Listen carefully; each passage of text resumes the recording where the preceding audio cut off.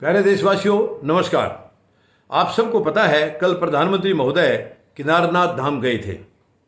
और प्रधानमंत्री महोदय की जब भी कोई मंदिर की यात्रा होती है, किसी तीर्थ स्थल की यात्रा होती है, वो श्रद्धा के साथ नहीं होती है। श्रद्धा मेरा मतलब है कि भगवान की पूजा में उनका ध्यान है, उनके चरणों में ध्यान है, इसलिए वो पूजा पाठ के लिए गए, ऐसे नहीं है।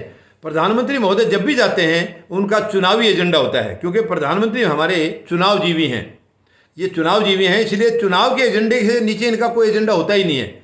भगवान की अकेली पूजा करने की इनको ज़रूरत नहीं है, क्योंकि भगवान के नाम से वोट मांगने इनको, इसलिए गए हैं। ये एक्चुअली ये सच्चाई है, हकीकत है, मैं झूठ नहीं बोल रहा हूँ। ये कल वहाँ प्रधानमंत्री महोदय गए हैं, ये चुनाव एजेंडा था इनका। चुनाव एजेंडे की इन्होंने एक किस्म से इनडायरेक्टली घोषणा कर दी है। वहाँ पर कुछ मतलब कई प्रोजेक्ट भी उद्घाटन किया है। और वहाँ पर देखिए, केदारनाथ धाम गए हैं तो पूरा ध्यान इनको केदारनाथ धाम में लगाना चाहिए था, मगर इन्होंने ध्यान लगाया है राम मंदिर का भी। वहाँ पर देखिए, हमने अयोध्या में भव्य राम मंदिर बनाया है, तो वो सब पता चलता है कि वो चुनावी एजेंडे का एक एक चीज़ याद दिला रहे हैं। और इसके अलावा प्रधानमंत्री महोदय भूले नहीं वहाँ पर सैनिक का है, क्योंकि वो गढ़ है सैनिकों का। उत्तराखंड में सैनिक बहुत हैं, तो इसलिए सैनिकों को भी बेवकूफ़ बनाने के लिए इन्होंने ये कहा है, एक रैंक एक पेंशन 40 साल से पेंडिंग थी, वो भी हमने दी है। हालांकि ये कहते हुए उनको बिल्कुल भी ये इतना भी महसूस नहीं हुआ है कि वो अधूरी है, फिर भी पीठ थपथपाते रहते हैं। सैनिक आज भी हड़ताल पर बैठे हैं, भूख हड़ताल पर बैठे हैं आज भी, क्योंकि इन्होंने पूरी ओआरओपी नहीं दी है, कंप्लीट ओआरओपी नहीं है, वो टांग काट के लंगड़ी करके दी है। लेकिन इसका भी जिक्र किया प्रधानमंत्री महोदय, अगर आप केदारनाथ धाम गए हैं तो आपका पूरा केदार बाबा के चरणों में ही ध्यान लगना चाहिए था। फिर 1 रैंक 1 पेंशन वहाँ क्यों याद आई आपको? ये तो कोई उत्तराखंड में बोलने की चीज़ नहीं, तो पूरे देश की है, सैनिक तो पूरे देश में है। तो ये 1 रैंक 1 पेंशन वहाँ बोलने की नौबत क्या आ गई? अगर आप पूजा पाठ में गए हैं तो पूजा पाठ करिए और वापस अपने घर आइए।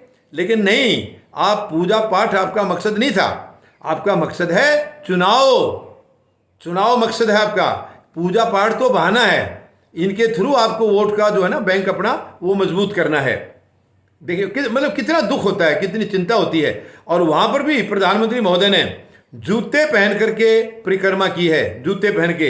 ये अजीब किस्म के पुजारी देखे हमने, ऐसे पुजारी, इनकी कितनी श्रद्धा है केदार बाबा में, कितनी श्रद्धा है, जूते पहन के ही इन्होंने परिक्रमा कर दी। मतलब अब क्या क्या गिनवाएं इनके। मैं तो इनकी मानसिकता 7 सवा 7 साल में समझ नहीं पाया हूँ आज तक। कभी अपने आप को ये प्रधान सेवक बताते हैं, कभी अपने आप को ये चौकीदार बताते हैं, कभी अपने आप को पुजारी बताते हैं। पता नहीं क्या क्या इनके अलग अलग रूप ले रखे हैं इन्होंने भी। मेरे ख्याल से शंकर भोले की तरह इनके भी काफ़ी रूप ले रखे हैं इन्होंने। प्रधानमंत्री महोदय, आप एक ही बन के रह जाइए, वही अच्छा रहेगा। बार बार मत अपना चोला बदलो, बार बार रूप मत बदलो। दुनिया बहुत कन्फ्यूज हो चुकी है, बहुत पीड़ा में है दुनिया। मेहरबानी करके आप जिस काम को करो उसमें दिखावा मत करो। अब आप पूजा के लिए गए तो केवल पूजा करो, बाकी छोड़ दीजिए। 1 रैंक 1 पेंशन दिल्ली में आकर सोचना, वो तो आपके कार्यालय की बात है। कार्यालय में आकर सोचना आपने पूरी दी है या अधूरी दी है, और देना या नहीं देना वो आपको यहाँ सोचना है। ये आपको उत्तराखंड भी याद आ रही है, वो भी केदारनाथ धाम में याद आ रही है आपको। तो इससे साफ जाहिर होता है ये देश पागल नहीं है, देश की जनता पागल नहीं है। ये साफ जाहिर होता है कि आपका जो एजेंडा था वो पूजा पाठ नहीं था, या ये धार्मिक यात्रा नहीं थी। ये यात्रा आपकी कोई तीर्थ यात्रा नहीं थी, ये यात्रा केवल चुनावी यात्रा थी, चुनावी एजेंडा था आपका। और आप कितने भी हथकंडे अपना लीजिए प्रधानमंत्री महोदय, कितने भी एजेंडे कर लीजिए, जनता आपको खारिज कर चुकी है, आपको खारिज कर चुकी है जनता। ये 5 राज्यों के चुनाव जहाँ हो रहे हैं, आपको किसी में भी एंट्री नहीं मिलेगी। आप जहाँ जहाँ वहाँ पर हैं वहाँ से आपको आउट किया जाएगा। और उसके बाद केंद्र सरकार का नंबर है। 5 राज्यों के चुनाव के बाद आपको भी जाना होगा प्रधानमंत्री महोदय, क्योंकि इससे ज़्यादा दर्द आगे देश झेल नहीं पाएगा, इससे ज़्यादा नहीं झेल पाएगा। अब आपको भी बाहर का रास्ता दिखाया जाएगा, क्योंकि आपने ना तो इस पद की गरिमा को समझा है, ना अपने फ़र्ज को समझा है।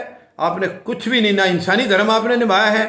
आपने केवल जिस दिन से आए हैं उस दिन से बर्बादी, दर्द और पीड़ा केवल यही दे रहे हैं आप देश को। नहीं, ये देश अब आपको पीड़ा देगा, ये देश आपको बेदखल करेगा। आप मेहरबानी करके रेडी रहिए, तैयार रहिए, पैकअप करके बिस्तर अपना। अब आपको विधानसभा चुनाव के बाद आपको सत्ता से बेदखल हर हालत में कर दिया जाएगा। धन्यवाद। जय जवान, जय किसान, जय हिंद।